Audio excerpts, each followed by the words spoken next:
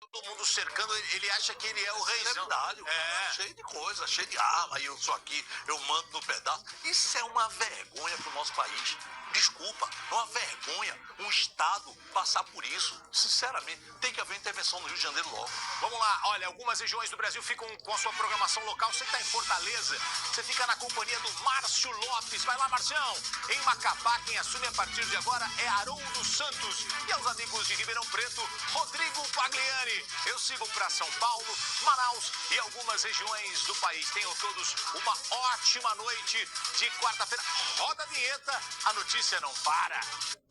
Não para não, 6 horas é hora do Cidade Alerta Minas e eu começo com um flagrante impressionante na tarde de hoje, região centro-sul da capital. Atenção nesse posto de combustível, ali 2 pessoas que estão sentadas mais ao fundo, funcionários do posto de combustível, chegam os 2 na moto. Execução, a sangue frio, a menos de 1 metro. Quem estava ali na garupa da moto descarregou a arma. Foram muitos disparos. E você percebe no detalhe da imagem, no momento que os 2 estão ali, um ao lado do outro, eles não olham a aproximação da moto. É tudo muito rápido. Foi tudo muito bem planejado. Olha, nós estamos falando de uma das regiões mais movimentadas da capital. Ali, né, no horário do relógio, como a gente está vendo, por volta de 2h48, 49 da tarde de hoje. E quem chegou com a disposição de realmente matar. Tanto que o outro que está de boné, de camisa preta, ele sai correndo e consegue fugir. Os outros funcionários do posto também. Percebam, do lado direito da imagem. Olha lá, quem está de roupa azul é funcionário do posto. Carro preto, ali alguém abastecendo, chegou um outro veículo e são os disparos. É gente correndo para todo lado. E quem estava ali sentado não teve tempo de tentar reagir, de tentar fugir, de tentar qualquer coisa. Que a cena é impressionante. Foi tudo muito rápido. No local, nesse momento, sem perder tempo, vem pra mim, eu já aciono a repórter Gisele, que está no local para trazer as informações. Gisele, vamos lá. Né? Primeiro, quem é a vítima? Quem é aquela pessoa que estava sentada ao lado de um outro homem que simplesmente foi executado? Aliás, execução mesmo. Depois, a próxima pergunta, se mais alguém ficou ferido, porque a gente precisa de saber como está o estado de saúde dessa vítima que está ali, porque parece a execução morreu no local. Mas enfim, você vai trazer informação. E o que pode estar por trás dessa morte, desse crime, desse assassinato cruel? É com você, boa noite. Ei, Moreira, boa noite para você, boa noite para quem está em casa. A gente está acompanhando, gente, essa ocorrência aqui. Desde 3h30 da tarde, aconteceu tudo aqui neste posto. Fica aqui na Rua Piuí, no bairro Carmo, por volta aí de 2:50, então a gente chegou logo depois. Essa vítima era gerente aqui deste posto, trabalhava aqui há 1 ano e 9 meses. Ele é o Yuri, de 25 anos, e a gente viu aí na imagem que foi um milagre, tá? Outras pessoas não terem sido atingidas também. Inclusive tinha um rapaz sentado ao lado da vítima, ele consegue correr, infelizmente não foi atingido. O rapaz que estava sentado atrás também do Yuri conseguiu também aí sair correndo e não ser atingido, porque foram pelo menos 5 disparos que atingiram o Yuri, todos na cabeça, né, tenente? Você está acompanhando essa ocorrência aqui desde a hora que tudo aconteceu. O pessoal já até lavou ali, porque estava realmente uma cena muito triste. E assim, o que a gente consegue ver na imagem realmente que foi uma ação planejada por esses 2 rapazes na moto, né? Boa noite. Boa noite. Com certeza, pelo que foi levantado nas imagens, parece que os autores já chegaram próximo aqui ao posto, pararam na rua, aqui nas proximidades, e ficaram aguardando o melhor momento para poder atuarem. No momento que eles observaram a melhor janela de oportunidade, adentraram o posto com a moto, né? Um dos autores já desembarcou, já foi na direção do Yuri, já efetuando os disparos, né, todos na região da cabeça. Em seguida, ele já subiu na garupa da moto e evadiu do local. E essa moto era clonada? Sim, fizemos levantamentos da placa e constatamos que seria uma moto clonada, né? A moto original era da região de Montes Claros, né? E já foi verificado junto ao Edis que essa moto está circulando por aqui, tá? E as diligências estão ocorrendo para tentar localizar esse veículo. Os rapazes ainda não foram identificados? Não, os autores ainda não, mas estamos em busca por informações ainda. Agora, vocês fizeram um trabalho muito rápido e muito brilhante aqui, que foi de apurar talvez a motivação desse crime, né, tenente? Parece que um parente da vítima contou que poderia ser uma vingança? Sim, um familiar trouxe informação pra gente que houve um outro homicídio, né, no dia 27, próximo aqui na Rua Tibiriçá, próximo não, no Morro das Pedras, na Rua Tibiriçá. E parece que a vítima de hoje teria forte envolvimento nesse homicídio. Por isso, né, o fato de hoje é tratado como vingança, é uma das linhas de investigação. Por tantos tiros, né, pela precisão, a gente, né, consegue até concluir que foi realmente uma execução. Sim, foram 5 tiros, né, todos direcionados à cabeça da vítima. Eles foram bem eficazes na ação deles. E assim, é uma imagem impressionante, porque tinha muita gente perto do Yuri, né, e ninguém foi atingido. O Yuri não resistiu, né? Sim, o Yuri morreu no local e, por sorte, realmente outras pessoas não foram atingidas, porque tinha um outro senhor, um outro rapaz que estava negociando o veículo com o Yuri, junto a ele, bem próximo mesmo, e, por sorte, ele não foi atingido. E fora os outros funcionários do posto que estavam na proximidade, o próprio irmão da vítima também estava atrás, sentado atrás, próximo. Então, por sorte, não houve mais vítimas. Obrigada. Agora vocês têm o trabalho aí de tentar identificar e localizar, né, tenente? Muito obrigada aqui pelas informações. Ô, Elvis, eu queria contar pra vocês o seguinte. Quando a gente chegou aqui ao posto, a gente percebeu um rapaz próximo a um carro. E aí, quando eu fui conversar com esse rapaz, ele não quis mostrar o rosto. Na verdade, ele estava aqui negociando, vendendo esse carro justamente para o Yuri. Então, eles chegaram a dar uma volta no carro, conversaram. O Yuri teria ligado para o banco para tentar aí um empréstimo para conseguir comprar esse carro. E esse rapaz me contou que o Yuri estava muito feliz, porque era o primeiro carro que ele ia comprar na vida dele. Já estava comemorando, chegou a postar nas redes sociais a compra do carro. Disse que ia levar a mãe para passear e logo depois ele acabou sendo morto. A família chegou aqui minutos depois dessa execução, inclusive a mãe de Yuri, claro, estava muito abalada, sem acreditar no que estava acontecendo, né? A cena do crime foi logo ali atrás da bomba, o pessoal já lavou, por isso a gente vai mostrar, porque antes estava um cenário realmente muito chocante. Mas esse rapaz, ele estava muito em estado de choque, porque ele estava sentado ao lado do Yuri no momento, aguardando aí essa negociação com o banco. Então ele falou pra mim assim, eu nasci de novo, Gisele, porque os tiros passaram muito próximos, né? Ele não foi atingido nem de raspão, então o que foi uma sorte também. E essa informação que o tenente trouxe agora, de quem estava sentado atrás dos dois, era o irmão do Yuri, que acabou também se livrando, né? Mais um livramento aí. Então, assim, o Yuri trabalha aqui no posto, que a gente conseguiu apurar há 1 ano e 9 meses. Eu conversei, inclusive, com uma moradora de um prédio aqui em frente que o conhecia. E ela ouviu os tiros, desceu para ver o que estava acontecendo. E quando ela ficou sabendo que era o Yuri, ela ficou muito chateada. Falou que era um rapaz muito alegre, muito solícito, trabalhador, né? 25 anos já era o gerente aqui do posto, da rede. Então, assim, realmente ninguém imaginava, né, que ele poderia estar envolvido. E aí, com essa informação de um familiar dizendo que ele participou aí dessa briga em que esse rapaz, esse adolescente de 17 anos morreu, a gente consegue aí concluir que realmente deve ter sido um motivo vingança, né? Uma execução cruel, muitos tiros, uma arma 9mm foi usada então nesse assassinato e infelizmente o Yuri não resistiu.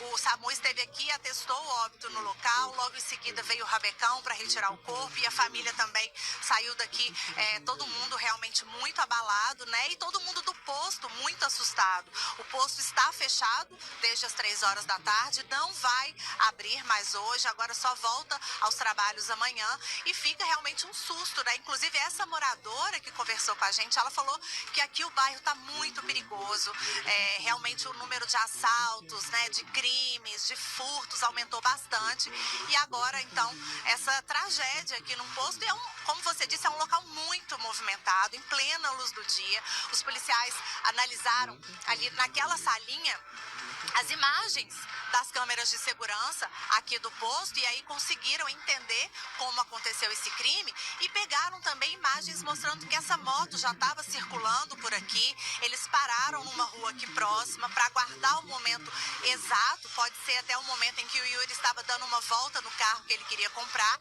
e aí assim que eles perceberam que ele estava aqui no posto, sentado, tranquilo, fazendo a negociação com o banco, eles vieram. Então assim, é impressionante, né? 3 horas da tarde, sol quente, gente, o posto lotado de gente abastecendo. Conversei aqui com o frentista, ele falou que todo mundo saiu correndo, os clientes, vários clientes saíram, claro, sem pagar, todo mundo desesperado. Uma cena que ninguém espera, né? E de um rapaz que realmente, assim, no dia a dia aqui, era um rapaz considerado muito bacana, muito trabalhador, muito alegre, né? Muito educado com as pessoas. Então, assim, realmente é uma dor para a família, mas a polícia acha realmente, então, que tem essa ligação aí com essa briga, né? O pessoal do Morro das Pedras, então, um motivo de vingança. E, infelizmente, esse jovem de 25 anos acabou perdendo a vida, Moreira.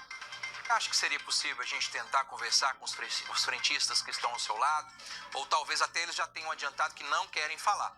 Mas perguntar o seguinte, se for possível, né? Porque às vezes já tem afirmativa, a gente não quer falar nada. Mas se for possível, é saber da rotina do Yuri. Se em algum momento ele ali descreveu uma situação que ele poderia estar sendo ameaçado, se ele estava apreensivo já há alguns dias, enfim, isso já daria um sinal que algo poderia estar acontecendo. Tá, eu vou tentar, enquanto o Alan vai mostrando novamente aí pra vocês a cena do crime, talvez o frentista não queira mostrar o rosto, mas às vezes ele quer dar uma palavrinha comigo aqui.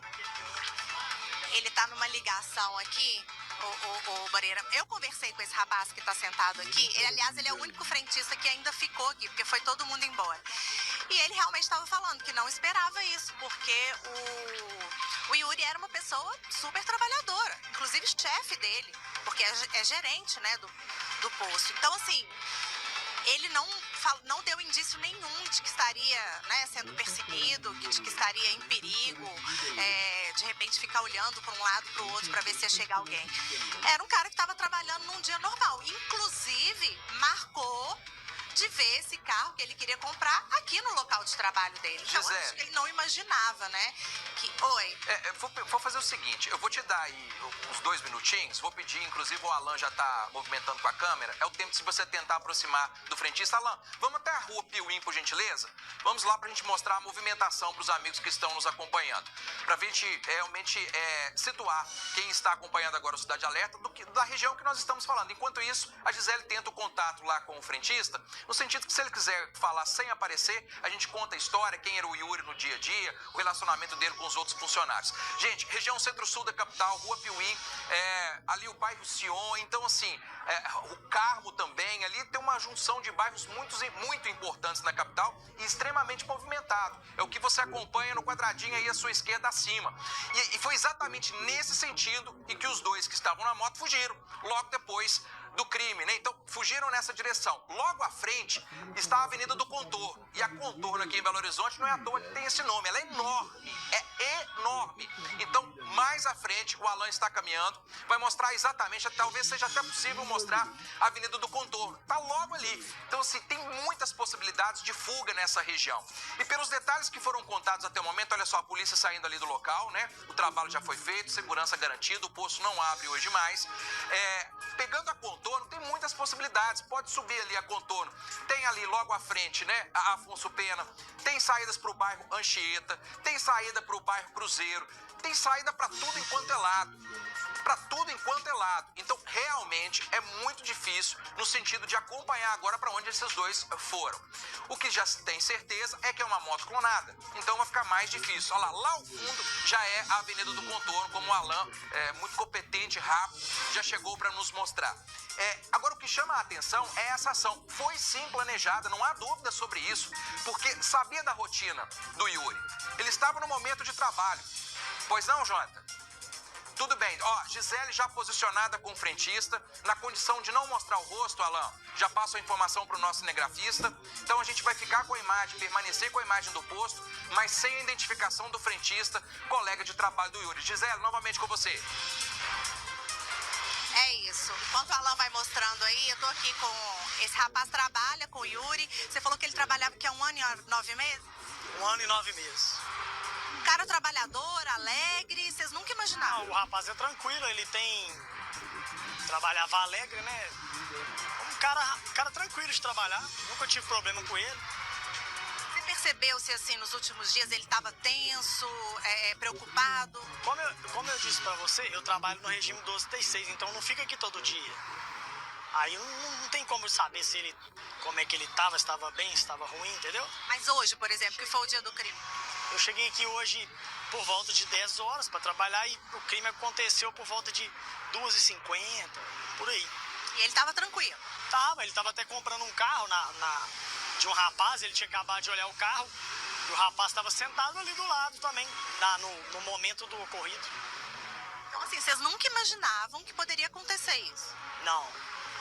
Pra falar a verdade, você vê isso aí na TV, às vezes você acha que nunca vai acontecer, né? Mas aconteceu. E o Yuri nunca dividiu com vocês também nenhum tipo de problema? Era um cara mais discreto? Não, um cara tranquilo, nunca... Pelo menos não aparentava, né, algum problema, entendeu? A gente só vai descobrir o que foi mais pra frente.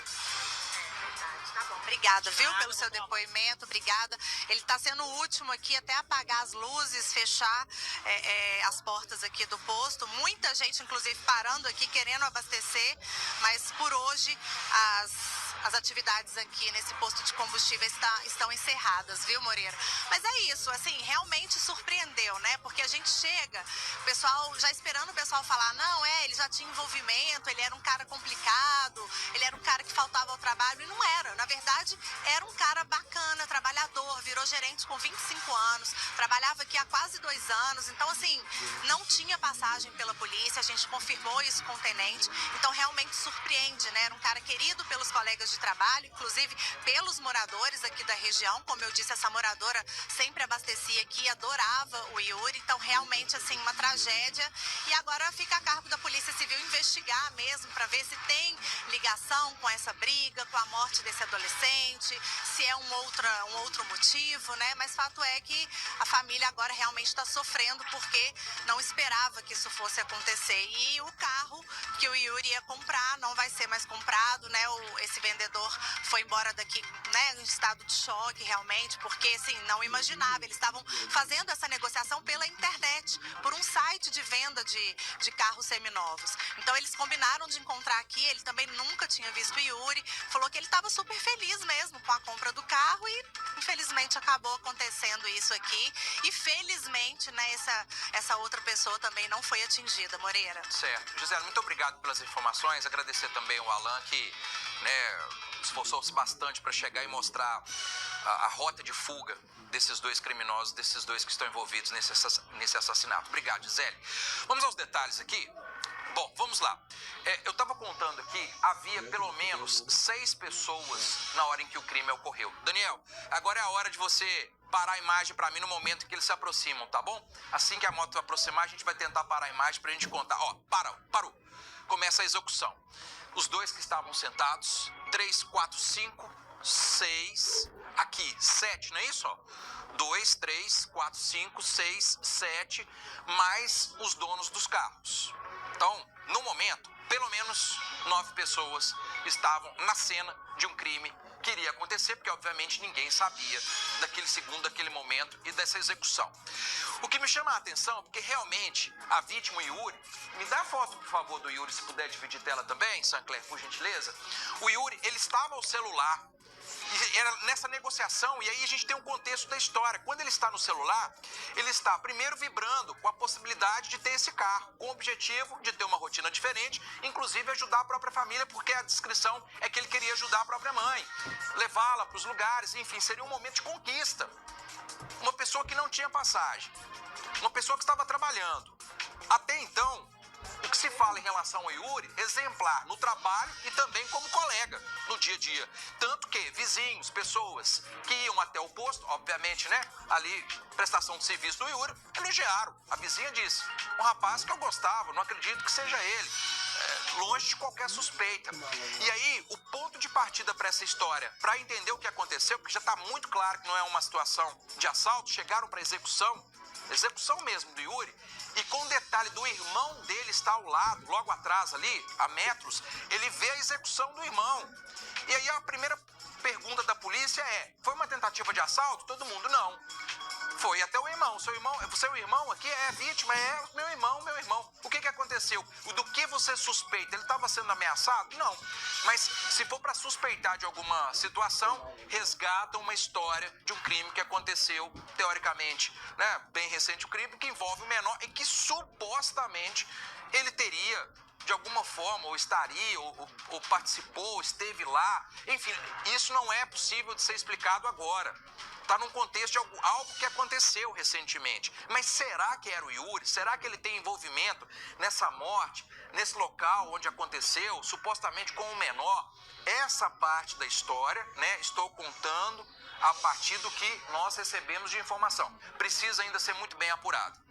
Porque chegaram com um plano de execução sumária, com a certeza de que ele não teria chance e também com a agilidade de fugir, com muitas possibilidades que aquele local oferece, né? Porque são muitas rotas ali, apesar de ser muito movimentado. Mas de moto, você sai entre os veículos. Detalhe também, né? Roupa preta os dois, calça jeans, um capacete que me parece que um deles ali no tom de azul, o outro preto. Né? Então agora as imagens. E por que essas imagens são importantes? Porque, primeiro, se ele posta na rede social sobre a negociação do carro, eles estão acompanhando a rede social dele. E aí tem a certeza, primeiro, que ele está no local, que ele está vibrando por aquele momento, distraído com a situação, porque vem a felicidade de estar conquistando um bem, momento exato de chegar e surpreendê-lo. Pode ser uma das possibilidades. A segunda, buscar as câmeras da região para saber quantas vezes que eles passaram naquela moto, se pararam ali próximo, se ficaram observando e esperando o melhor momento também, porque ali estavam todos completamente desprevenidos em relação a uma situação como essa. Porque quando você vê alguém aproximando com uma arma, você tem uma chance. Mas o pessoal só percebeu o que realmente estava acontecendo depois da sequência de pelo menos 5 disparos. E aí é todo mundo correndo mesmo, né? Todo mundo tentando se salvar. Pois bem, trabalho da polícia, moto clonada, então, né, não tem por onde buscar nesse momento. Já se sabe que a moto seria a original, né? Que realmente tem a marcação de placa e tudo mais no norte de Minas. Mas é essa clonada, então tá por aí em algum lugar. E agora entender o que realmente aconteceu. Em relação à família, os nossos sentimentos, fico pensando no irmão dele, que viu a execução acontecendo, sem poder fazer absolutamente nada e também tentando se salvar ao mesmo tempo, né? Então, assim, algo realmente dramático. A gente continua na investigação, esperando aí a conclusão da polícia, que vai começar a partir de agora, aí é trabalho da Civil, e vamos atualizando nos próximos dias o que realmente aconteceu, motivação e quem sabe até a prisão dos envolvidos nesse crime. Seguindo aqui com outras notícias na nossa cidade. Um jovem suspeito de gerenciar o tráfico de drogas no bairro Minas Caixa, região noroeste de BH, foi preso pela polícia. E ele fugiu de uma abordagem no mês passado. É esse no detalhe da imagem. É esse que o policial tá levando. É, meu amigo, destino é isso, né? Vai dando certo, vai cometendo crime, até que a polícia espera a hora certa de agir e aí prende. Aí acaba a farra também. Esse aí tinha contra ele um mandado de prisão em aberto. Mas esse rapaz, ele não agia sozinho, não. Não agia sozinho, não. Agora os policiais estão atrás do chefão do esquema, né? Quem tem as informações sobre esse caso é a nossa repórter Shirley Barroso. Olha, esse homem com apenas 20 anos de idade, segundo a polícia, tem uma ficha criminal extensa. Quem vai dar os detalhes sobre essa prisão é o delegado Davi Moraes. Delegado, como é que a polícia chegou até esse homem? Qual era o tipo de atividade dele? A gente sabe que é o tráfico de drogas, é claro, mas como é que ele agia na região do Minas Caixa? Esse indivíduo, ele é um gerente operacional de venda de drogas, né, na região do Minas Caixa, aglomerado Borel. É um indivíduo que já tinha há cerca de um mês fugido de um grande cerco policial de uma outra instituição que cercou o bairro. Ele conseguiu fugir. Aí eles foram à casa onde ele mora, a mãe dele deu acesso, ela foi encontrada grande quantidade de droga, mas ele estava com mandado de prisão preventiva já, que nós havíamos solicitado ao Poder Judiciário, e aí só que ele estava fugido. Então ele andava de roupas diferenciadas para esconder as tatuagens, tatuagem no pescoço, evitava fazer transações bancárias em seu nome. Existe uma contra-inteligência muito grande, né, do crime organizado hoje, mas com o apoio da Agência de Inteligência Central da Sejusp, nós fizemos cruzamento de dados e logramos sucesso em capturá-lo. Apenas 20 anos de idade e uma ficha criminal extensa. Quais são os crimes que ele já praticou? Isso não surpreende não, né, delegado? Não, mais de 16 páginas, tráfico de drogas, associação, tentativa de corromper policiais, adulteração de veículo, porque o crime organizado, ele traz uma mire, vários crimes conexos, né? Furtos, pessoal da lavagem de dinheiro, pessoal que usa bettings falsas. Então existem vários componentes que atuam, e os crimes que eles praticam são diversos. Esse sujeito tem uma ficha extensa, sobretudo de tráfico e associação do tráfico. A investigação com relação à atuação dele e dos comparsas continua, porque ele não agia sozinho. Não é sozinho, existe um grande líder local que já está sendo alvo de investigações. Inclusive, ontem mesmo nós cumprimos 5 mandados de busca e apreensão também na região, só que contra um núcleo financeiro, onde foi preso um rapaz acima de qualquer suspeita, sem antecedentes, até bastante inteligente, o qual fazia, segundo as investigações, a parte financeira. Usava plataformas falsas de vendas de produtos eletrônicos na tentativa de lavar esse dinheiro do tráfico de drogas. Nosso objetivo é chegar à liderança, aí sim haverá um grande impacto na criminalidade. A gente não pode esquecer também do cidadão que sai para trabalhar, os seus filhos para estudar. Você aí de casa tem financiamento de veículo? E se eu te falar que é possível ter parcelas mais baixas e melhores condições de pagamento? Traga o financiamento do seu veículo para negociar. Confira o recado da Negociar para você. Traga a dívida do seu veículo para negociar. Qual a maior vantagem além da parcela mais baixa e mais prazo? Ao final da negociação, você pode ter acesso a uma linha de crédito pré-aprovada junto ao nosso parceiro bancário. Tire as suas dúvidas grátis. 0800 999 0909. E tem mais, você ainda pode ter um crédito pré-aprovado junto aos parceiros bancários da Negociar. Tá esperando o quê? Ligue agora e faça a sua simulação gratuita. 0800 999 0909. Anotou aí? Com a Negociar é mais fácil. Liga! Olha, eu quero pedir a imagem. O nosso repórter Wagner de Oliveira foi acompanhar uma situação na tarde de hoje. Vou pedir a imagem para você. Olha lá o que aconteceu. Tá ali um posto de saúde, um muro, e de repente, lá no cantinho da tela, você viu só uma fumaça, né? Você viu só ali a poeira levantando. E agora a gente tem a imagem para entender o que realmente aconteceu. Quem estava naquele carro passou direto pelo muro do posto ali de saúde, mas parou assim, questão de metros. Olha o carro pendurado, gente, que cena impressionante. E é carro de luxo, hein? É carrão, é carrão. Quem é que estava no veículo? O que aconteceu? Será que na parte de cima ali é um muro? A rua está na lateral, olha só a imagem mostrando. Será que é o estacionamento de uma outra área? Quem estava no veículo se confundiu lá com os pedais, acelerou no lugar de frear e passou direto? Porque tem entulho lá embaixo, no posto de saúde. Já Wagner de Oliveira nesse caso, né? Para trazer as informações, saber se alguém ficou ferido e principalmente quem é que estava no veículo de luxo e o que ocorreu nessa história. Já, você não pode perder não, tá? Em Ribeirão das Neves, da região metropolitana, a polícia prende um homem apontado como integrante de uma facção criminosa. O suspeito, que estava foragido da justiça, é ligado ao Comando Vermelho e tem mais de 20 registros criminais. Vamos ver. Um homem que se sente acima da lei, apontado pela polícia como integrante de uma facção criminosa e que coleciona mais de 20 registros criminais. Nas redes sociais, ostentava uma pistola de fabricação argentina. Também intimidava moradores ao marcar território com o nome da organização criminosa e fazia ameaças durante chamadas de vídeo. Clinton da Silva Hudson, de 29 anos, foi preso nesta terça-feira no bairro Justinópolis, em Ribeirão das Neves. Ele estava foragido e tinha um mandado de prisão em aberto após uma troca de tiros com criminosos rivais em Itabirito. O confronto aconteceu no mês passado. As imagens de circuito mostram o momento em que o suspeito aparece em uma motocicleta. O relógio da câmera marca exatamente meio-dia. Segundo a polícia, ele estaria perseguindo integrantes de um grupo rival e o suspeito teria provocado um acidente com o carro ocupado pelos adversários. Na sequência, o veículo bate na traseira de um caminhão. Segundos depois, o que se ouve é uma sequência de disparos.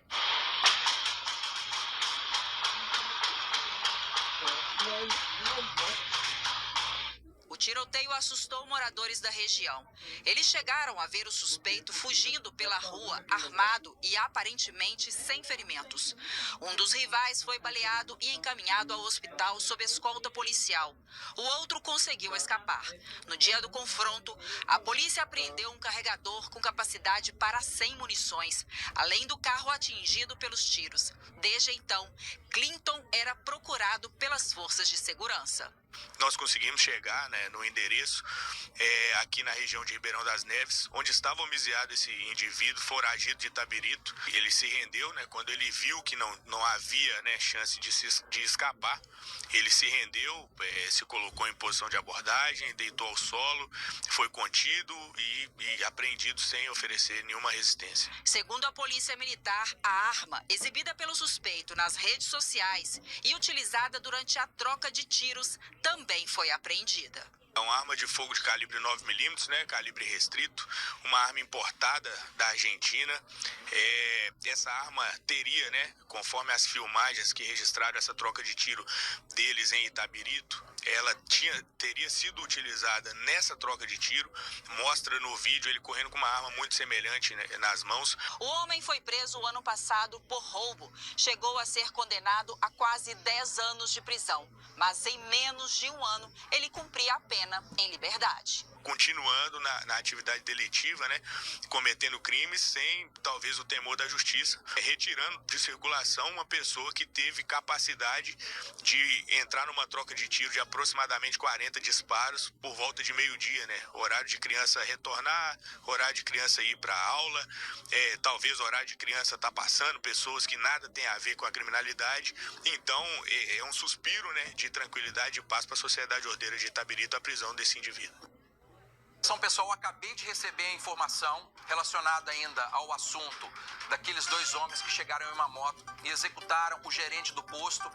Informação nesse momento. Ele estaria, sim, em uma negociação de comprar um carro e nós estamos nesse momento com a repórter Gisele Ramos, entrevistando esse homem para falar dessa negociação, o que eles conversaram e talvez até trazer alguma informação no sentido se ele estava tenso, se ele estava preocupado ou realmente vivendo esse momento de estar conquistando o bem que era comprar o carro. Então, essa informação é muito importante e ela vem no contexto de minutos que antecederam esse crime. Então, foi a última pessoa, provavelmente, ali no sentido, né, sem ser os funcionários do posto, os colegas de trabalho, com quem o Yuri esteve e numa negociação de carro. E acabo de receber informação que também, pouco antes, né, desse momento também, a Gisele conseguiu conversar com uma moradora.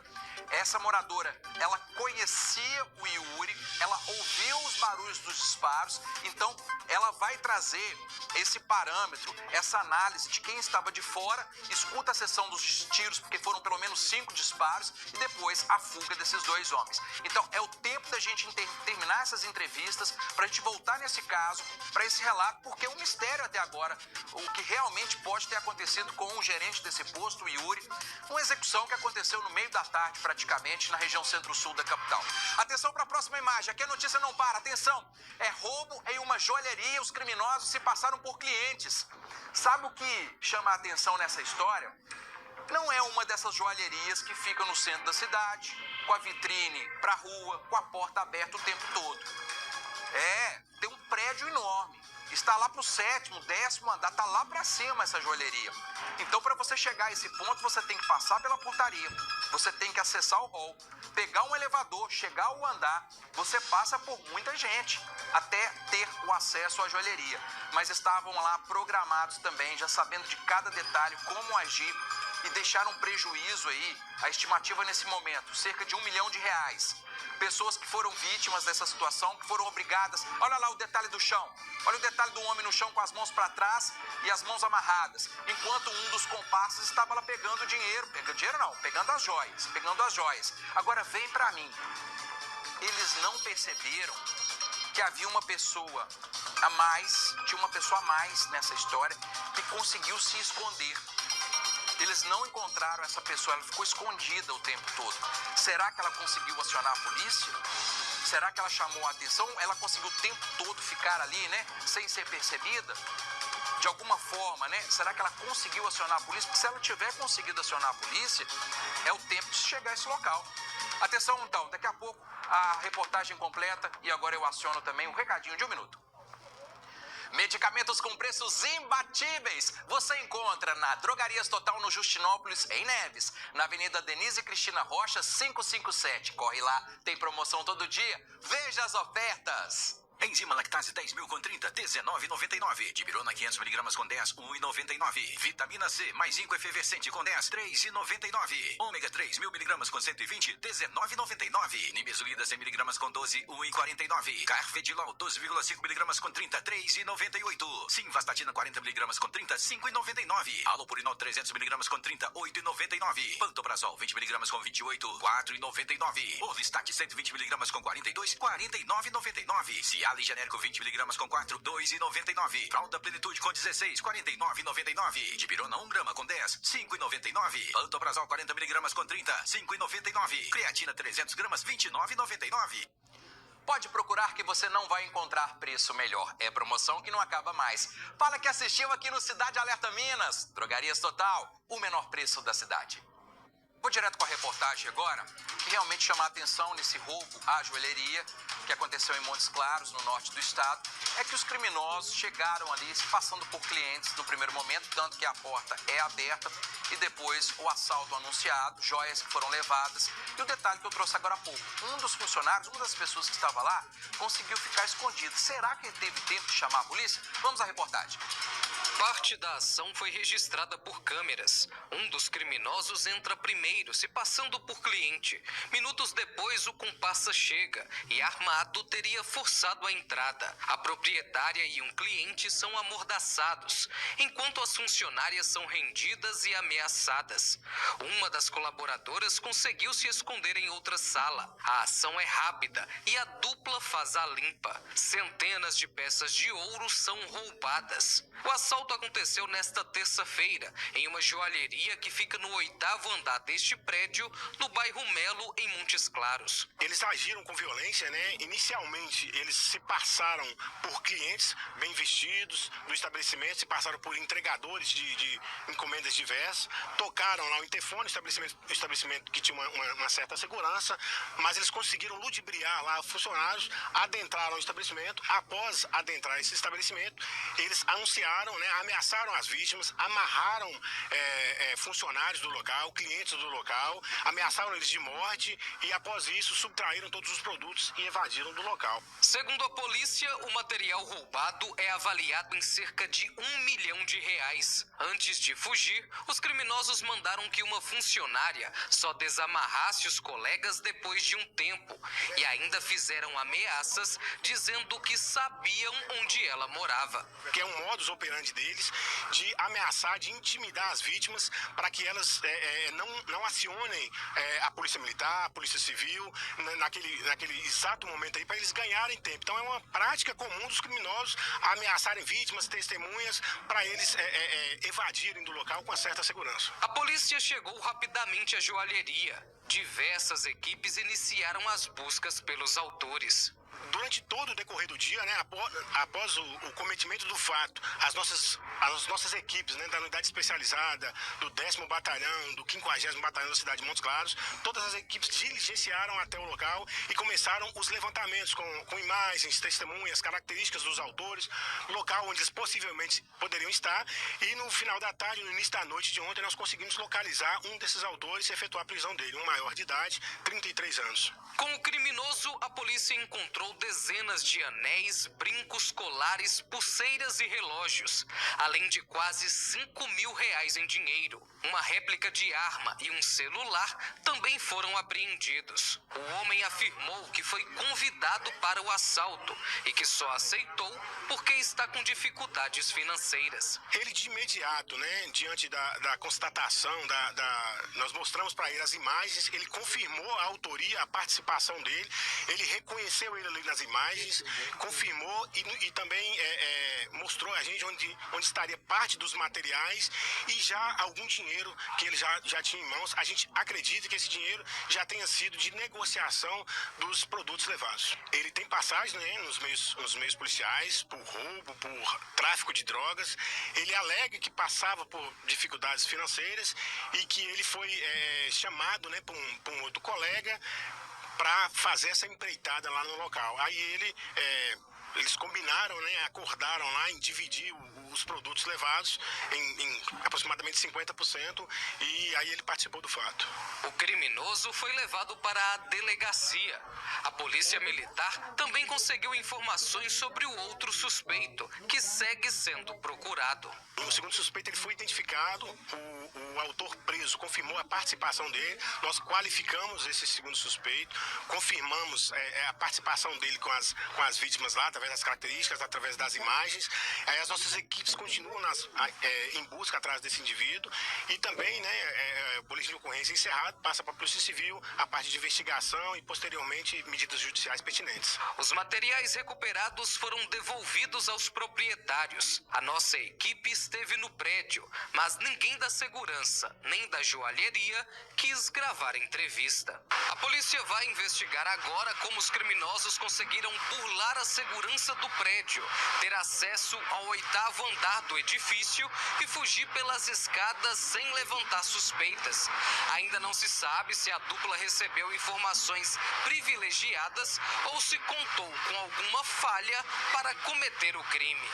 A gente não consegue confirmar toda essa participação nesses pormenores, né? Como que esses autores conseguiram chegar ao estabelecimento, e também a gente não tem como adentrar ao mérito da segurança do local ou não, porque a gente não sabe como que foi dada toda essa empreitada. O que se sabe é que a gente tem imagens até o momento, não sabemos se houve informação privilegiada ou não, apenas que esses autores chegaram ao local, agiram de forma astúcia lá e levaram esses produtos. Um montante significativo, né, mas que a gente não sabe com relação às medidas de segurança do local ou de funcionários, envolvimento ou não, né? Isso aí já é uma parte da Polícia Judiciária que vai ficar a cargo aí dos levantamentos.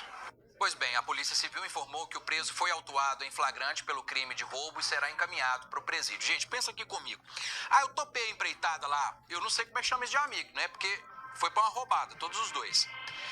Bom, vamos ali fazer um negócio errado? Vamos, tô precisando de dinheiro mesmo, topa um negócio desse. Se a vida tava ruim, tava difícil, vai ficar muito pior agora, porque tá preso. E aí, preso é trabalho para a família, que vai gastar com um advogado, vai passar para a situação de presídio, que a gente sabe que não vale a pena de jeito nenhum, que não compensa, aliás, vai cair num quadradinho. Então tem que pensar muito. Tem muitas pessoas que estão com problema financeiro, isso não é exclusivamente desse que está envolvido, não. Muita gente, mas o que faz? Vai trabalhar, economizar para aos poucos tentando resolver o problema financeiro. Aí bola um plano desse. Agora tem que ver essa questão de segurança desse prédio, hein? Passaram, entraram, saíram, é porteiro, é câmera, na maior tranquilidade, foram lá pra cima e até a saída ninguém tinha percebido ainda. Então realmente é algo que precisa ser revisto. Pensa nisso, R$1 milhão. Também que a polícia já conseguiu pegar lá parte do material, recuperar e prender um dos suspeitos. Uma mulher manobrava o carro num condomínio do bairro Planalto, na região norte de BH, e acabou batendo no muro. É a cena que eu mostrei agora há pouco, né? Então tá aí. A gente vai chamar a reportagem agora para explicar como tudo aconteceu, porque foi uma pancada. Ela atravessou o carro de luxo, é um carrão, hein? É um carraço. Atravessou lá pelo muro e o carro ficou parcialmente pendurado e parte da estrutura do muro foi cair lá embaixo no posto de saúde. Vamos aí à reportagem. Neste vídeo é possível ver e ouvir o barulho no momento em que o carro bateu no muro que dá acesso ao centro de saúde. Profissionais de saúde que estavam no posto foram olhar o que havia acontecido e se depararam com a cena. Poucos minutos depois, uma viatura da Guarda Municipal chegou ao local para dar suporte. Quem estava no local na hora do acidente ficou assustado com o que viu. Na hora que acabou de bater, eu estava indo no BH com a minha filha, a gente desceu de carro, o carro estava à metade para dentro do posto, a gente ficou muito assustada e preocupada se aconteceu alguma coisa, se a pessoa se feriu, mas o impacto foi muito forte. Assustou todo mundo. Sim, assustador, aqui estava cheio de gente à rua, todo mundo poçal para fora para poder olhar, os carros parados aqui. A condutora não se feriu, mas estava muito nervosa, não é para menos. A altura é de aproximadamente 5 metros. O veículo foi retirado do local 3 horas depois do acidente. Eu cheguei aqui, vi o carro de pendurado no muro lá, né? E o pessoal aos poucos foi chegando, os militares, e olhando lá, o pessoal do posto. O bom é que ninguém machucou. Graças a Deus que não. Daqui de dentro do poço dá para se ter uma noção exata de como tudo aconteceu. parte do muro, depois que o carro bateu, acabou atingindo a parede do posto. Olha só, aqui os entulhos que ficaram por aqui. O veículo ficou exatamente onde os dois rapazes estão. Depois do acidente, profissionais do condomínio, onde a mulher manobrava o carro, colocaram um tapume para tapar o buraco deixado pelo carro. Ô, gente, pode ir direto para a imagem do posto para mim, por favor, por gentileza, porque eu acabei de receber aqui informações da entrevista do homem que estava negociando o veículo com o frentista do posto, e ele estava entre as pessoas, né, que quase foram atingidas nessa sequência dos disparos. E ele conta exatamente sobre a negociação, que estava esperando ali um momento de aprovação de parte que seria financiada do veículo, quando os homens chegaram para a execução. Para os amigos que estão agora aqui no Cidade Alerta Minas, esse aqui é o Yuri, o gerente do posto de combustíveis que fica na região centro-sul da capital. A imagem impressionante de dois homens chegando em uma moto e o pegaram completamente distraído, desprevenido, e uma execução ali, todos os tiros na cabeça. E o pior dessa história é que tudo aconteceu quando o irmão dele estava junto, ali atrás, juntos os dois. Pois bem, e olha só, hein? Olha só, o rapaz que estava negociando o carro com o frentista disse que o Yuri realmente falou que era uma grande conquista na vida dele por tudo que ele estava planejando para fazer com a mãe, de passear, de levar para passeios, mostrar o carro e tudo mais. Veja só, agora a motivação desse crime pode estar ligado a um crime que aconteceu recentemente. Será que o Yuri estava envolvido em alguma coisa nesse sentido? Bom, daqui a pouco, tô esperando, hein? A entrevista tá quase pronta e também de uma mulher que conheceu o Yuri, uma vizinha lá, ouviu os disparos e tudo mais. Vou fazer o seguinte, é o tempo de eu ir para um rápido intervalo, mas é um rápido intervalo mesmo, não saia daí. Tem expectativa de na volta do intervalo já ir com essas entrevistas, tá? São importantes para essa investigação também. Vamos lá, rápido intervalo, volto já já. Como havia prometido, nós já temos a entrevista do homem que estava negociando o carro com o gerente do posto, que foi executado no local de trabalho.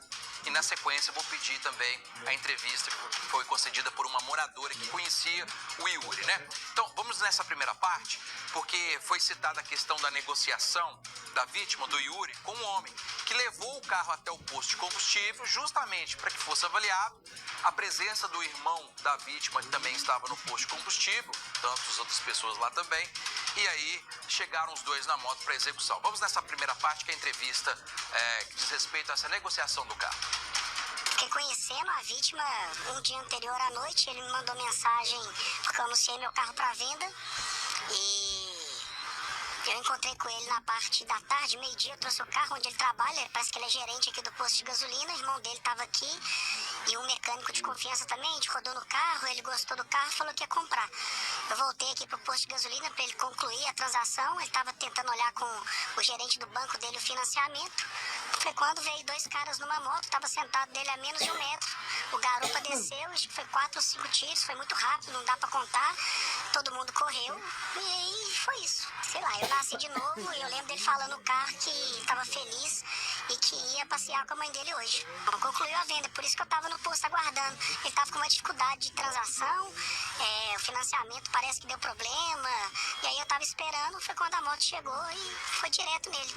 E triste, porque parece que ele era jovem e queria comprar o primeiro carro e falou que ia passear com a mãe dele hoje. Até vi a mãe dele ali agora, né? Fiquei aguardando aqui até o final tudo. Está de choque, meu ouvido tá zunindo até agora, você nunca tá preparado para isso, né? Ninguém. Você obviamente percebeu que a voz está distorcida e o homem que estava negociando o carro não quis se identificar, por isso nós utilizamos das imagens para que ele não fosse identificado.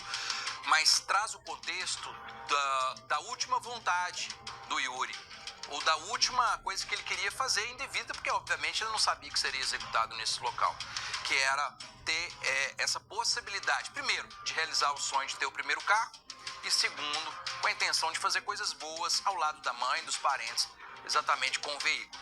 E claro que impressiona porque esse homem que estava lá para negociar o veículo também estava entre as pessoas, de certa forma, foram vítimas dessa história no sentido de presenciar. E claro, tiro para todo lado, se sobra para alguém, sobra tiro também para quem não tem nada a ver com essa história, né? Então tá lá. É a primeira parte do que eu acabei de falar. A segunda é a entrevista com uma vizinha ali do posto de combustível, que contou para nossa equipe como é que foi o momento do crime. Vamos ver também. Eu vi os tiros, logo atravessei, eu vi a correria, a movimentação no posto muito grande. Um corre para lá, outro corre para cá, vários desceram para onde é a ducha. Que aconteceu alguma coisa no posto. Aí quando eu fui, eu não acreditei. Eu pensei no Júlio, pensei nos outros funcionários, a gente morando, né? Em frente ao posto.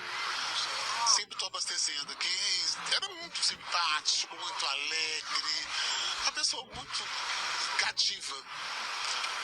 E de repente, quando eu cheguei, 5 tiros na cabeça que os meninos falaram, eu olhei, não tinha mais jeito. E no dia a dia era uma pessoa... Nada a reclamar, era uma pessoa cativante, todos que abasteciam, ele ficava amigo, comunicava com todos, conversavam, sempre alegre, muito prestativo. Infelizmente, nós perdemos.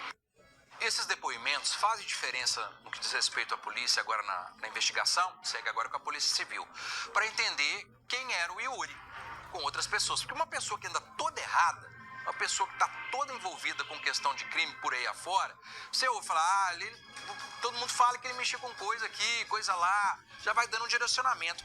Mas os funcionários do posto, colega de trabalho do Yuri, né, nesses 2 anos que até então ele estava lá, unânime, né? Apesar de não terem aparecido, a Gisele conseguiu entrevistar um dos funcionários do posto, disse lá o funcionário, não, exemplar, no dia a dia aqui, muito tranquilo, todo mundo gostava dele.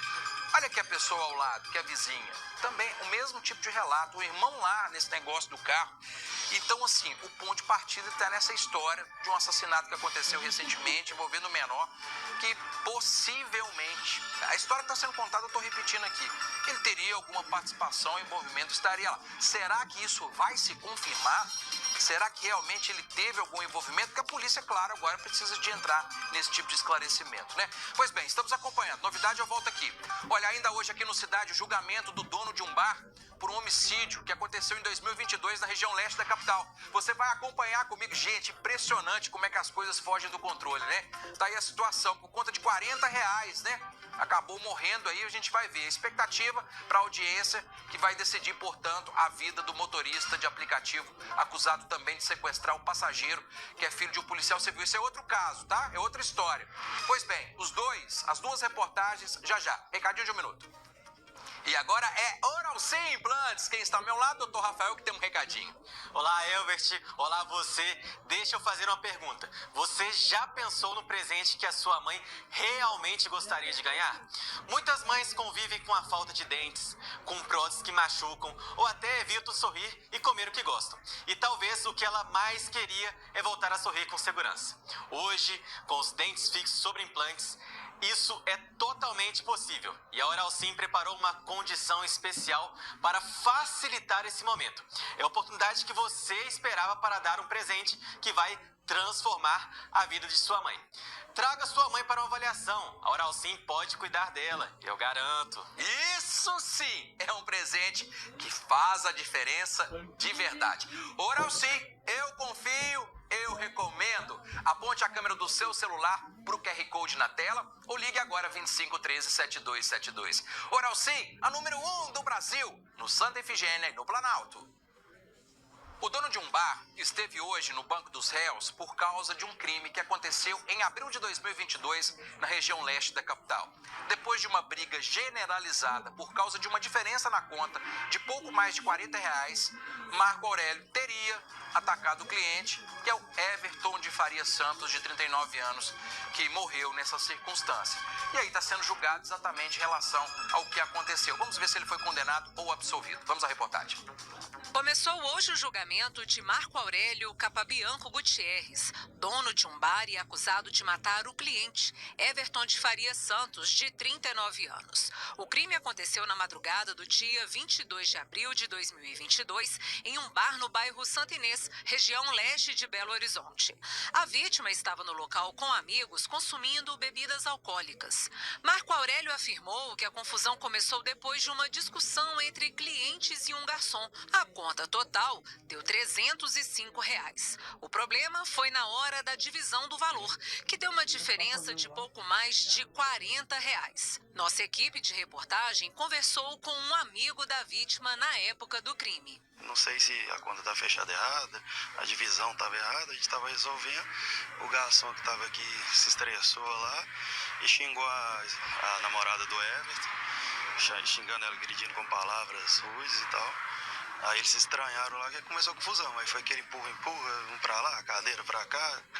E quando a gente viu, ele tava encostado, todo sangrando. O garçom teria se irritado com a demora e começou a bater boca com os clientes, que não gostaram e tentaram invadir o bar. Quando foi na quinta vez que eles tentaram refazer a conta, eu chamei o meu patrão e falei com você aqui, ó, eu perdi minha paciência, não vou mais atender eles. No que eu falei isso, eu acho que a namorada do cara que foi ferido me mandou ir para aquele lugar. E eu, automaticamente, quando eu já tava lá perto da porta da loja, eu falei, não, eu não vou não, vai você, eu tô trabalhando. No que eu falei isso, esse rapaz que foi ferido, mais o pequeno, partiram pra cima de mim os dois. E nessa hora que eu tava atrás, assim, a minha esposa passou na minha frente e ficou na frente desse cara que foi ferido. Ele foi, pegou a cadeira e fez assim na cabeça dela. Deu uma cadeirada na cabeça da minha esposa. E nisso aí, esse rapaz, um menor, passou por trás dele e me deu 2 socos na cara. E nisso eu nem reagi, porque tinha muita gente. Quando tudo parecia ter se resolvido, uma nova briga começou. Dessa vez envolvendo o dono do bar, que teria sido agredido com um soco. Foi nesse momento que Everton acabou ferido. Na época do crime, nós também conversamos com o filho do Marco Aurélio. A gente tentou afastar a briga pra fora, pra não quebrar a loja toda, né? Porque a gente tá aqui trabalhando todo dia, e eles não estão na casa deles, não é o bem deles que tá sendo violado, né? Aí nisso, apaziguou um pouco a briga e um outro amigo dele veio pra cima da gente de novo, começando outra briga. Jogaram as mesas, jogaram os copos, jogaram garrafa, me deram um soco na cara. E nisso a gente foi correndo, e eles jogando mesa, cadeira. Enfim, a gente nunca queria que isso acontecesse aqui no bar, a gente evita o máximo. Everton chegou a ser socorrido pela polícia militar e levado para o Hospital João 23, mas não resistiu aos ferimentos. Hoje, durante o julgamento, Marco Aurélio negou ter esfaqueado a vítima. Ele disse que apenas tentou proteger o filho, que também estava envolvido na briga. O julgamento acabou há pouco e o júri considerou o dono do bar inocente por falta de provas. E vai ser realizada amanhã a audiência de instrução que vai decidir a vida de um motorista de aplicativo acusado de sequestrar um passageiro que é filho de um policial civil. Nós estamos acompanhando esse caso desde quando tudo ocorreu, em novembro de 2023. André Germano chegou a ser preso e indiciado, mas a família dele começou a procurar, foi em busca de imagens para provar a inocência dele. E os parentes encontraram este vídeo que mostra o momento em que o motorista chega em casa sozinho. No mesmo horário, o filho do policial aparece caminhando tranquilamente pela via expressa em vários pontos lá, tá andando pela rua. E ele teria acusado o motorista de aplicativo de extorsão mediante sequestro.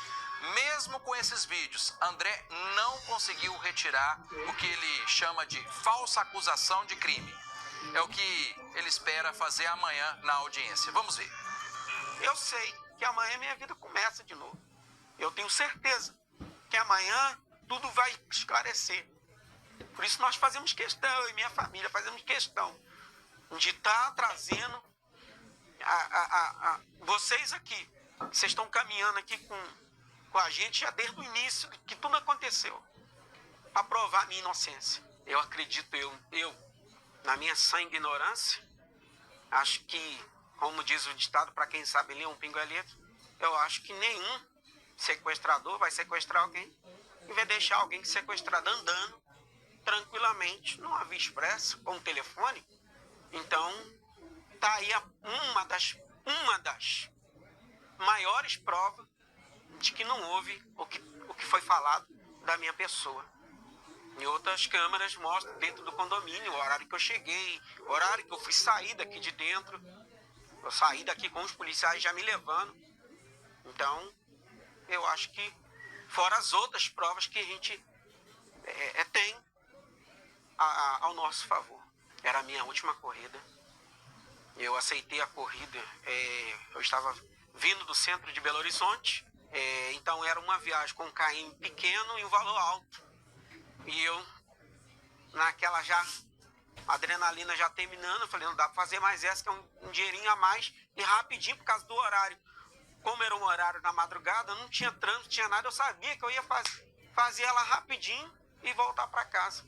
Mas infelizmente, aquele ali foi a minha, desculpa a expressão que eu vou usar, maldita hora que eu fui aceitar aquela viagem. Mais um passageiro que entrou normalmente, deu boa noite, pronto, saindo. Iniciei ali a viagem pelo aplicativo, é o aplicativo que faz o trajeto, não é eu. E a Lígia fez o trajeto pela Via Expressa, que era um trajeto muito rápido. E ali, numa altura da Via Expressa ali, após passar por alguns, uns motelzinhos que tem ali, ele perguntou para mim se haveria algum problema em encerrar a viagem ali. Eu simplesmente disse, não tem problema. Eu falei, onde você quer descer? Ele, pode ser aqui mesmo. Eu já tinha acabado de passar da última boate. E ali, ele simplesmente encerrei a viagem. Ele desceu, voltando. Eu fui para frente, peguei o primeiro retorno e cheguei em casa. Daí, só acordei, acho que já era às 10 e pouca da manhã, com a campainha já tocando, com 2 policiais civis aqui na porta do apartamento. Daí por diante foi só, minha vida virou de cabeça para baixo. Pois bem, então, a decisão sobre a vida do motorista, na história que ele contou, isso vai ser decidido amanhã e a gente vai acompanhar. Foi enterrado hoje em Teófilo Otoni o corpo do empresário Leonardo Bergagnoli, de 50 anos, vítima da tragédia com o avião aqui em Belo Horizonte, né? Ele era muito conhecido em toda a região, no nordeste do estado. Nossa equipe acompanhou a despedida. Uma salva de palmas e muita emoção marcaram o adeus derradeiro.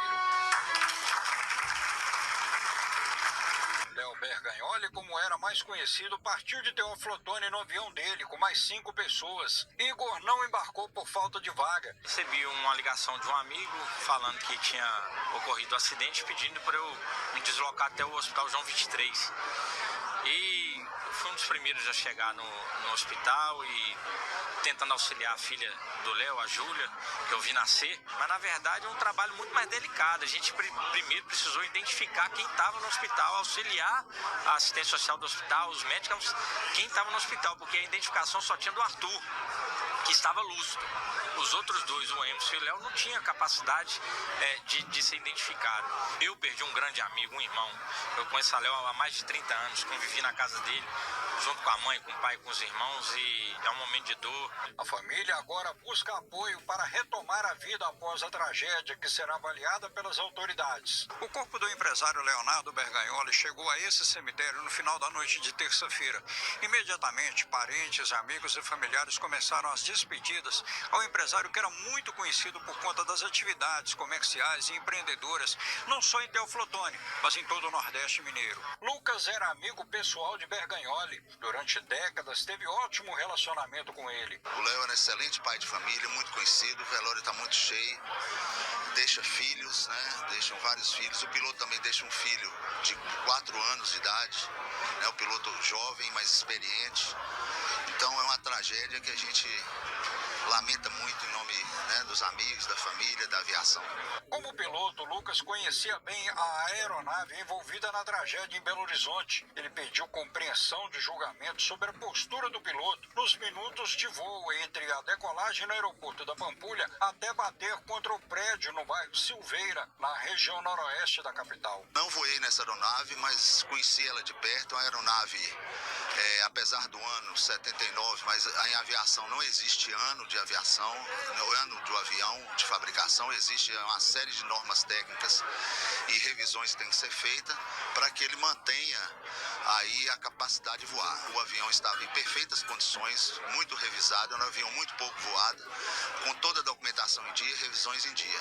No acidente também morreu o filho do prefeito de Jequitinhonha, Fernando Moreira Souto, de 36 anos. Rodrigo Tavares conhecia a vítima que estava na aeronave, assim como o dono, Léo Bergagnoli. Ele prestou solidariedade às 2 famílias. Eu tinha um relacionamento muito próximo com o Léo, com o Fernando, lá filho do nosso prefeito Nilo.